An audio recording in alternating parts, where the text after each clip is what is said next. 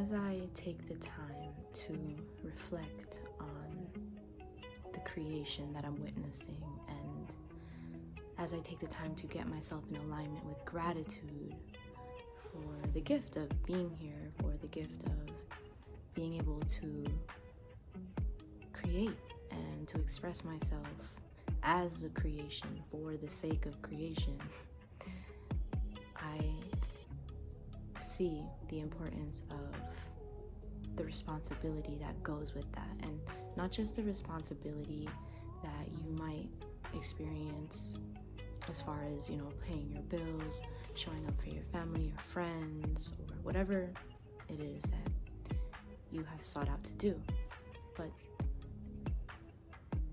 being responsible for the entirety of your life, especially the aspects of yourself, of your life experience that do not appear to be in favor of you, that are not making you feel comfortable or are just simply not pleasant. Because when you lack that responsibility for the entirety of your experience, in a way you are rejecting an aspect of yourself unproductively. So what does that look like? Often this can look like disassociation. This can look like pointing outwardly, pointing away from yourself, blaming, even shaming, speaking out against others, against situations, against your situation, or the fact that you're taking part in something that you don't want to take part in for whatever reason. And the reason it is unproductive is because as you fixate or as you focus on these things with negative feeling states, you are creating more of this. You are basically creating a life experience where these things are going to be even more in your face. These things are going to persist in your experience. It's unproductive because you will get that energy back from other people. It's going to reflect in your life. The way that you speak to life, to your experience, is the way your experience will speak back at you. And this is why we can't neglect the aspects of our life that are not so preferable. To productively reject those aspects of your life that in your heart, in your soul, you no longer feel in alignment with. Taking full responsibility for your life is going to be helpful. And that means that when you witness something that feels like it's against you, feels like it's coming to get you, right? That energy of, the world is out to get me, the world is not a safe place to be, it wasn't designed for me, it's not good. It's something to avoid at all costs. This energy, this state of mind, this very unhealthy state of mind, you realize that this is a reflection of you. How you choose to relate to that reflection is going to determine your state of being. How you express yourself in a moment, this is your practice. The state of mind that you're exercising in a moment is your practice. And this will continue to be created until you break those cycles or those tendencies or those habits. So if you're seeing a reflection of yourself that outwardly appears against you, or that you are not necessarily in full agreement with, you can utilize that as an opportunity to relate to the reflection in a way that is conducive for a healthy state of mind. You can utilize this in a way to not only create a harmonious environment for yourself within yourself through relating in a way that is good for you, but also in a way that is healthy and conducive for the beings around you, for the environment. And you can take that as far out as you would like to go. But when we're in the habit of rejecting the reflection through defensiveness, or through fear, or through shame, or whatever it is that you might be putting your guard up in such a way, this is when you are relating in a way that is creating an unnecessary attachment to the reflection. Because if you truly don't resonate with something in your environment, and it is showing you that, you are being made aware of that in a moment, and you felt solid within yourself, you felt attuned to your own energy, these things would not sway you as much. You might feel the emotion rise, but the emotion is not controlling you. You are not allowing it to control you, because then you are aware that although you feel this, you are not going to act in accordance to what other people say or what the environment is telling you to do.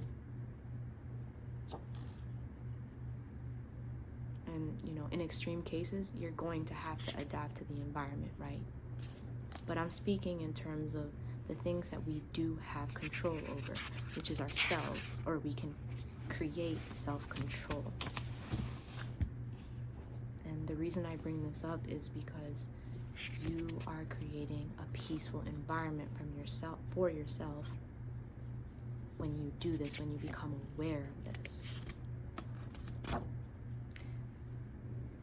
Now, at times, when you really are letting something go, let's say you're putting forth your best effort to let go of this habit of allowing the externalities to sway you, allowing the emotions that arise through witnessing these externalities to sway you, to shake you, to shake your foundation.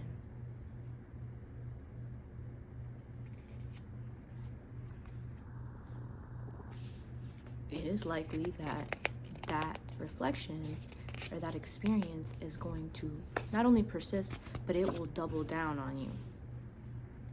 This is your ultimate opportunity to witness, to understand your connection, not to disconnect and disassociate, but to create more connection, not in a way that's going to harm you or to force you to conform, but in a way that acknowledges the connection that you share with your life. You are not separate from your life experience. It is yours. So you see it, you appreciate it, not because you want to adopt beliefs or you want to live in this way or that you have to, but simply with the awareness, with the appreciation of the unity, of the connection of this experience. From this place, you will be more grounded, you will be more centered, you will be able to navigate this in a peaceful way, in a way that does not harm yourself or others. Other people may be harmed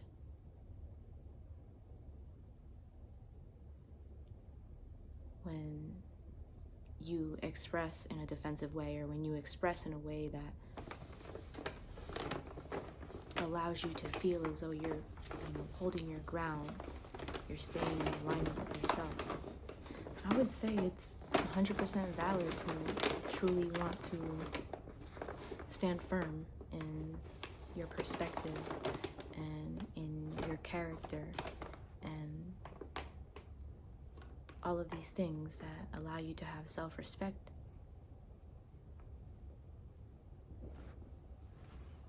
Operating from defensiveness and from a place of insecurity may hurt others, but it's never going to hurt anyone as much as it hurts you. So when you're centering yourself, when you're grounding yourself, when you're inviting this connection in, when you're acknowledging your connection with your life experience, this grounds you, this allows you to be present, and allows you to naturally respond with the understanding of the perfection of what has been created. It allows you to address things in a way that encourages solution-based thinking, conversation, a deeper understanding. It's a more intentional way of navigating relationships and navigating the way you show up for your life responsibly.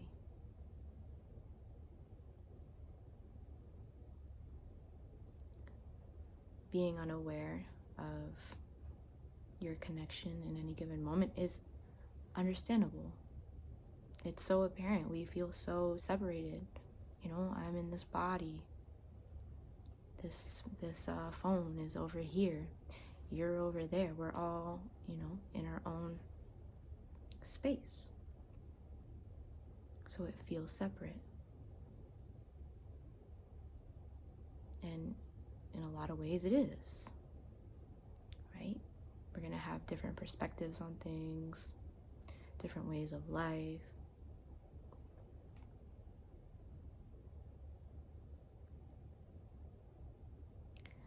But the unnecessary stress that comes from feeling like the world is against you, or like you have the right to react in ways that are disrespectful. Forget about everybody else. It's disrespectful to yourself. Ideally we care about disrespecting others, whether or not we are aware of it. It is never going to be as apparent to you as it would be to another when you are unintentionally disrespecting them. And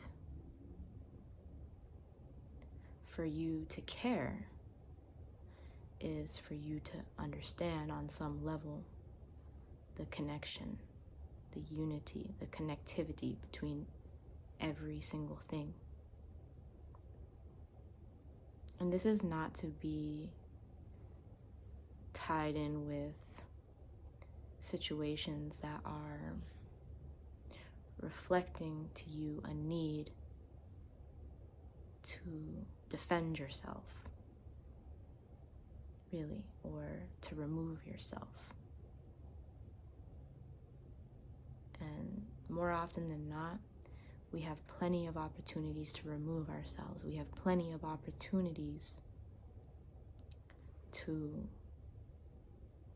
position ourselves in healthy places, in places that are conducive to your growth. So, in that case, yes, you must be able to defend yourself, but we can prevent so much stress and so much suffering by simply understanding that your life is a reflection of you, of the thoughts that you have, the words that you speak, the actions that you take over an extended period of time. And it doesn't take long to make a shift, to create momentum towards a harmonious existence. I recently made a post about the power of your word. Now, before the word is the quality of your breath, right? Breathing, life, supporting your cells, supporting your vessel to have a clear mind. This is number one. But truly, the words that you are breathing into hold so much weight. So when you're speaking out against others, even though you think they've wronged you, and they very well may have wronged you in some way. But when you speak out against others, you are speaking out against yourself because of the simple fact that you are connected to everything. So how are you going to choose to relate?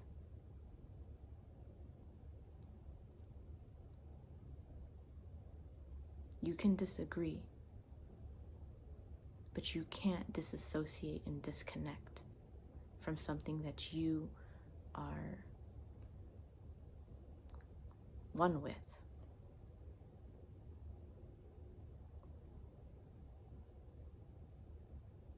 And the way that you go about disagreeing, the way that you go about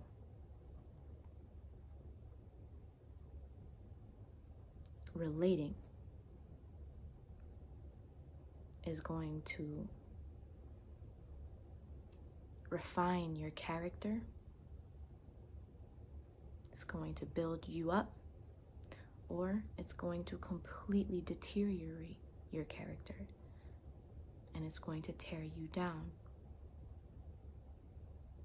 And you may not even be aware of this. You may continue a cycle where you are pointing externally, blaming, shaming. And you never know what a person is going through. You never know why it is that you may have a disagreement with another being. So curiosity is helpful for me, because not only does it help me stay centered, it also keeps me in a state of wonder, in a state of mystery. I become very interested, and everything becomes more interesting. And this is fun for me.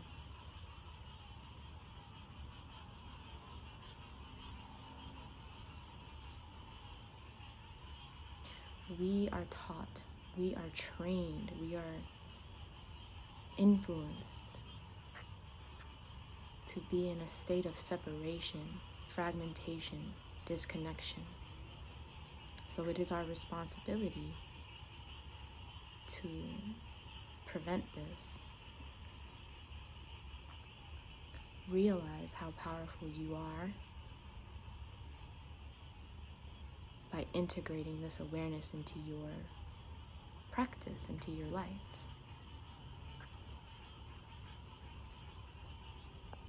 When you bless others, even when they wrong you, not just with your words, but with your energy, with your heart, with sincerity and truth.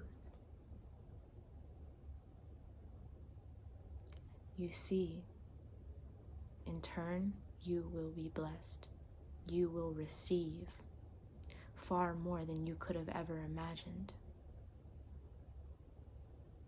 We stifle our growth, our blessings, our ability to express love.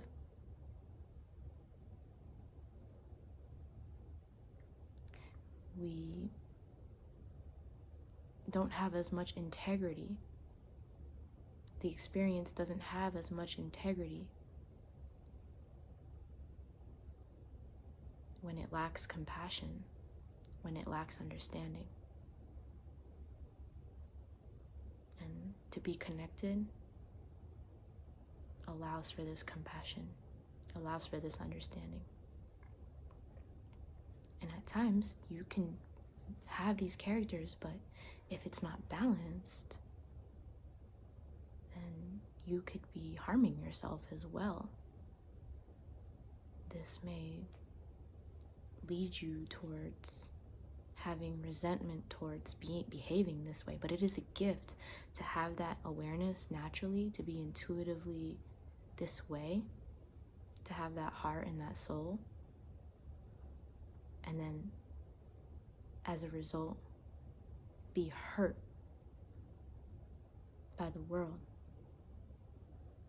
So it's not only that you have to just be one and understand this, you also have to be balanced and responsible in that respect.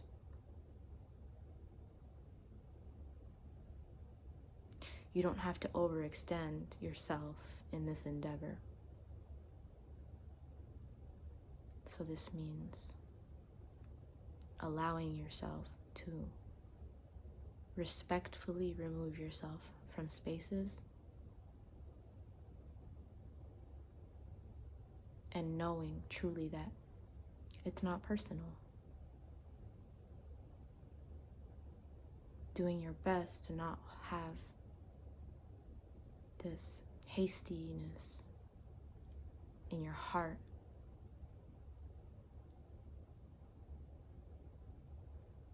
Allow the life around you, allow your experience to support you. Because truly it can be isolating to embody this and to understand this and to care enough to integrate that awareness. It can be very isolating. But this is all the more reason to take the power that arises within you as you practice this, because it will empower you greatly. Take that power and put it into your craft. Take that energy that is created, that beautiful energy, the wisdom, the love that comes from that, and put it into the creation that you wish to create and that you wish to share. Find an outlet. You're here to create something. And you know what that is. There's no limitation to what that is. Maybe you're here to create blueberry muffins. Maybe you're here to create an imaginary scene while you lay on your back and you look at the sky. It does not matter. It does not have to be what the world suggests it should be for some sort of worldly success or some sort of outcome. You're living moment in this moment. This is where all the juice is. This is where all the nectar is. This is where you get to feel. So you're creating right now.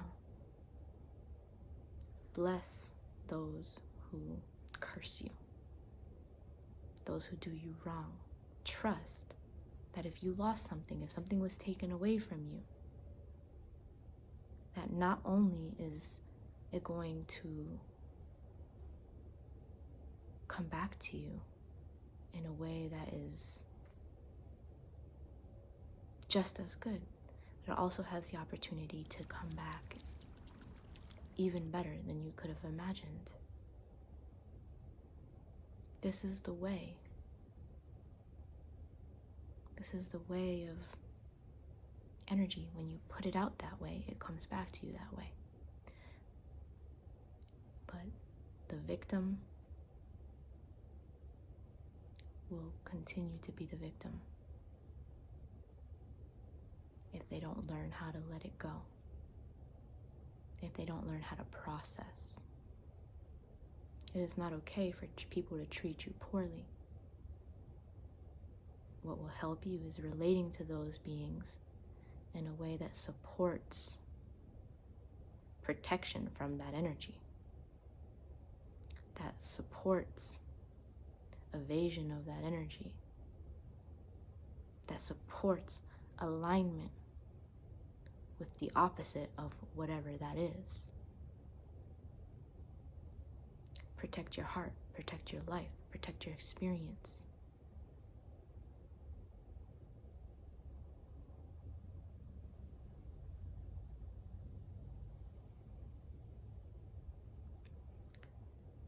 You might disconnect from a reflection in a way to preserve the goodness that you're experiencing within you. So having discernment of when somebody has really great intentions, to have clarity on what is being revealed to you through your reflection. Because you could be preserving a good feeling within you that is rooted in something that lacks integrity. So be open-minded. Be open-minded to the reality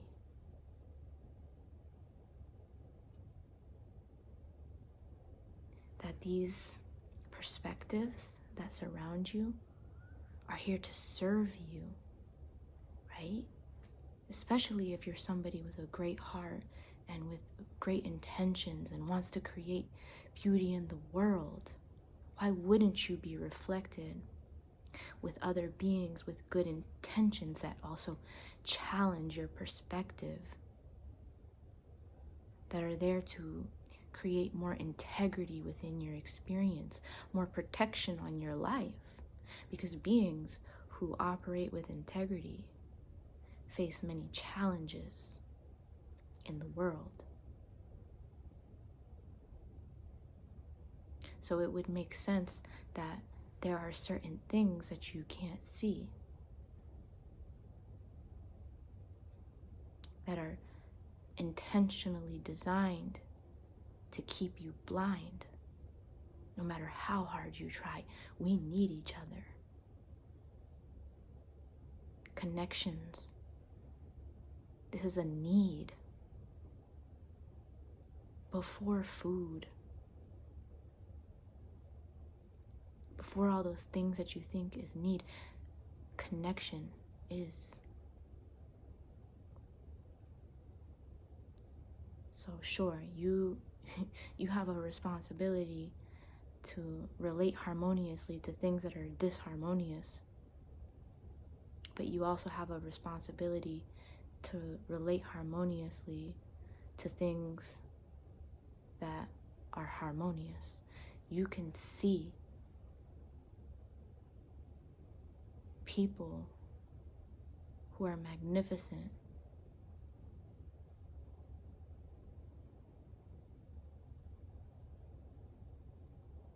who don't necessarily need to be agreed with just for the sake of their goodness. You don't have to agree